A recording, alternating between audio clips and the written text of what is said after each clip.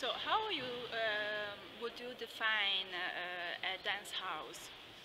Well, a dance house can, of course, be many things, and I think it's very important to design the dance house according to its local context, which could be a small city, a very large city, a village. It could be many things.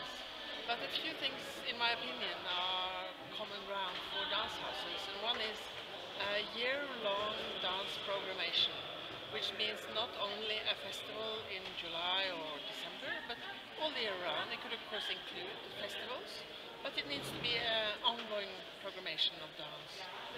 The second is that it has a strong mission of supporting emerging artists and independent artists. So it should not be a house for one choreographer only, but for several, and giving the support, which again could be many different kinds of support. And ideally it should also include international collaborations in some way. There's many ways of doing it. And then locally, I know also some places it's important it includes education, other places it's less important. Some places research is very important, they collaborate perhaps with the university, etc.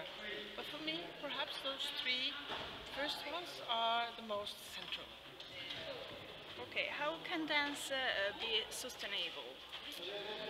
Well, sustainable is many things, and I think dance can only be sustainable because it works with the body in the space. It works with the body in relation to spectators. It works with the body in relation to the complexity of life, and it enhances understanding and love. And how can this not be sustainable?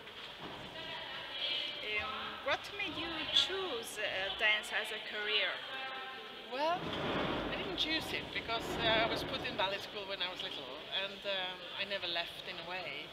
And I've been working with many aspects of dance, choreographer, producer, stage manager, yeah, everything, really. And what really keeps me in the dance, it's several things, but one is the complexity of dance. It is so very complex, and it doesn't have the very concrete sides of other art expression.